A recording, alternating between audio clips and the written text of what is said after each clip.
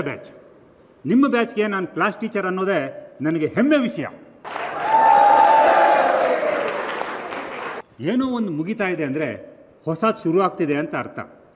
ಹೇಳಿ, ಮುಂದೆ ನೀವೆಲ್ಲ ಏನಾಗಬೇಕು ಅಂದ್ಕೊಂಡಿದ್ದೀರಾ? ದಿವ್ಯಾ? ಡಾಕ್ಟರ್ ಆಗ್ಬೇಕು ಅಂದ್ಕೊಂಡಿದ್ದೀನಿ ಸರ್. ಇಂಜಿನಿಯರ್ ಆಗಬೇಕು ಅಂದ್ಕೊಂಡಿದ್ದೀನಿ. ಡಾಕ್ಟರ್ ಆಗಬೇಕು ಅಂದ್ಕೊಂಡಿದ್ದೀನಿ ಸರ್. ಇಂಜಿನಿಯರ್ ಆಗಬೇಕು ಅಂದ್ಕೊಂಡಿದ್ದೀನಿ ಸರ್. ಮೆಕ್ಯಾನಿಕ್ ಆಗ್ಬೇಕಂತಿದ್ದೀನಿ.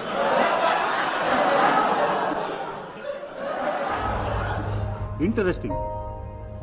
ಯಾಕೆ ಅಂತ ನಮ್ಮೆಲ್ಲರಿಗೂ ಹೇಳ್ಬೋದಾ? Sure sir. ಬನ್ನಿ.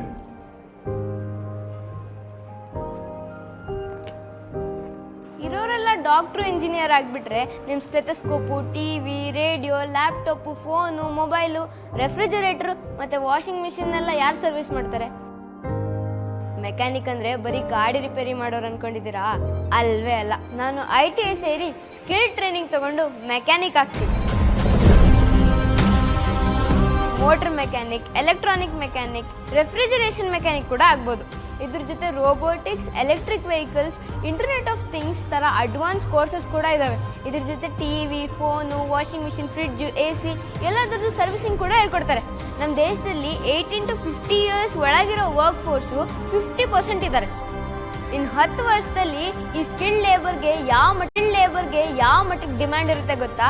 ಇದನ್ನ ತಯಾರು ಮಾಡ್ತಾ ಇರೋದೇ ITIs ಅಂದ್ರೆ ಇಂಡಸ್ಟ್ರಿಯಲ್ ಟ್ರೈನಿಂಗ್ ಇನ್ಸ್ಟಿಟ್ಯೂಟ್. ಲೇಡೀಸ್ಗೆ ಅಂತಾನೆ 22 ITIs ಇದೆ. ITI ಮಾಡಿದ್ರೆ ನಮ್ಮ ದೇಶದಲ್ಲಿ ಅಷ್ಟೇ ಅಲ್ಲ, ಫಾರಿನ್ ಅಲ್ಲೂ ಸಿಕ್ಕಾಪಟ್ಟೆ ಡಿಮ್ಯಾಂಡ್ ಇದೆ. ನಮ್ಮ ಸ್ವಂತ ಊರಲ್ಲೇ ನಾವು ಇದ್ಕೊಂಡು ITI ಮಾಡ್ಬೋದು. ಇದರಲ್ಲಿ ಫೀಸು ಜಾಸ್ತಿ ಇಲ್ದಿರೋದ್ರಿಂದ ನಮ್ಮ ಅಪ್ಪ ಅಮ್ಮಂಗೂ ನಾನು ಹೊರೆ ಆಗೋದಿಲ್ಲ.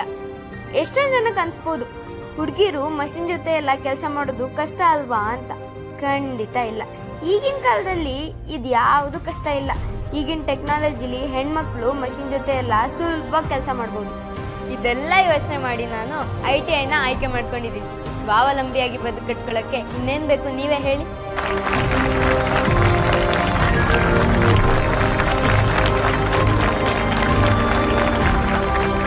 ಹೆಚ್ಚಿನ ಮಾಹಿತಿಗೆ ಸಹಾಯವಾಣಿ ಸಂಖ್ಯೆ 155267ಕ್ಕೆ ಕರೆ ಮಾಡಿ ಅಥವಾ ಹತ್ತಿರದ ಸರ್ಕಾರಿ ಕೈಗಾರಿಕಾ ತರಬೇತಿ ಸಂಸ್ಥೆಗೆ ಭೇಟಿ ಕೊಡಿ. ನೀವು ಆನ್ಲೈನ್ ಮೂಲಕನೂ ಅರ್ಜಿ ಸಲ್ಲಿಸಬಹುದು.